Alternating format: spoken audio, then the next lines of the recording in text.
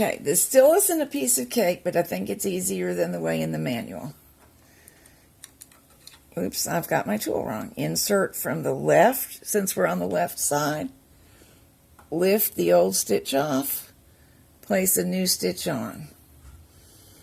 Pull out a little bit of slack for the next stitch with the point down, the curve up, insert, lift. Make sure this is the only stitch that lifts off, and we've created a new stitch. Up, and my next one jumped off, so no sense in pretending this never happens. You can see it does. We can put it back. I have another way of casting on I like even better, which we will discuss in another video as we look at refinements.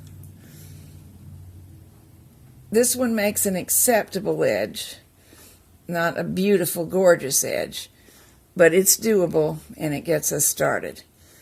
That first row is the hardest of your whole project.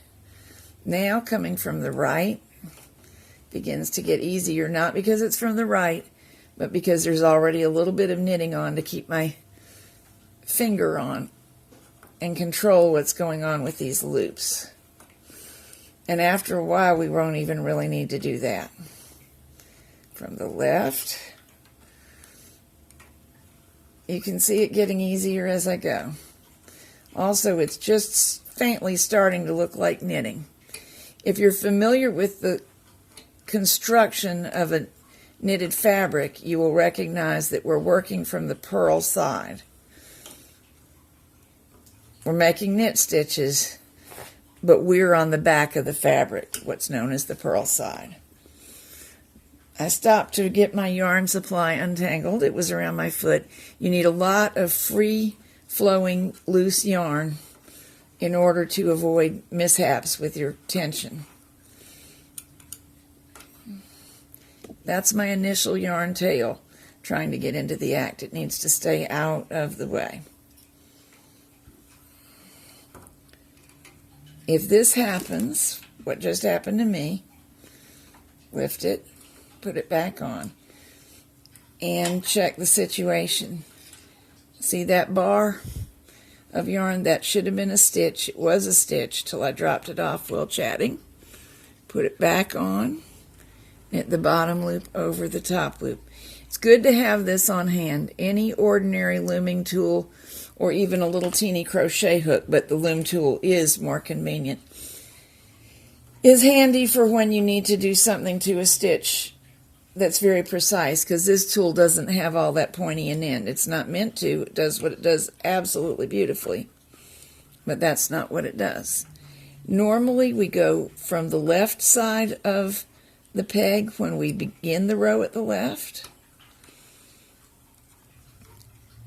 right up next to the peg, lift the old stitch off.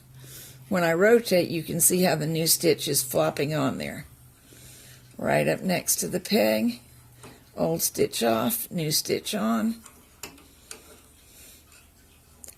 Initially, this feels very awkward. My first hour of doing it, I was slow.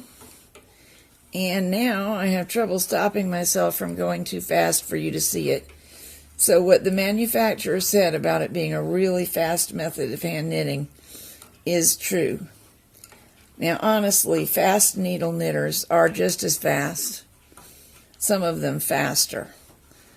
But when we get to knitting with 4 tools at a time, I would be surprised if anybody knits with 2 needles faster than that. I'm a fairly fast needle knitter, and I can go this faster with 2 needles. The reason I don't do it so much is it causes me repetitive strain syndrome, but not because I can't do it. See that go down too far? We don't want that. Pull it up there and fix the tension on the stitch if it happens. In at the left, up, new stitch on.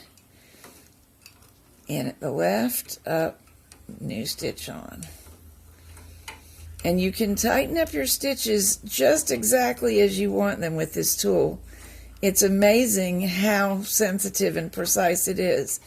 Not the first few stitches that you do. You will find it very awkward, as every new tool is awkward. But it doesn't take very long to think, boy, this is great.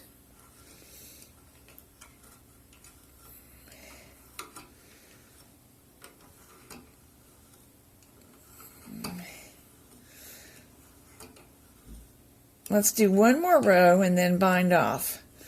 There is more than one way to bind off, but we'll just show you one this time so that you'll be able to do it. And I'm going to diverge again from what the manual tells you. It works fine, but I'm just going to pull my tool backwards and backwards. It's off to the right now to give myself some slack, because I'm going to do what I call a transfer bind off on an ordinary loom and also on knitting machines, and I think it works fine here. I have 2 loops on here, and they're going over the new one I made. We take this stitch now, move it to the next peg, loosely wrap over those 2, pick up the 2 bottom loops, if I can see to get a hold of them. There they are. Up and over. New stitch moves to the right. You can do it from either left or right, doesn't matter at all. Loosely wrap. Get a hold of the 2 bottom loops. If you can't get them both at once, doing them one at a time is fine, as long as they're both done before you move on. Here's what I mean. I wrap. There's one of my loops. There's the other of my loops. The stitch doesn't know the difference. And move over.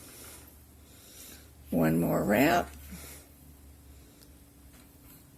You can approach these loops from a number of directions depending where you can see and reach the best.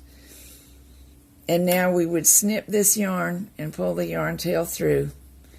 And you can't really see on this little bit, but it's a nice, neat cast off.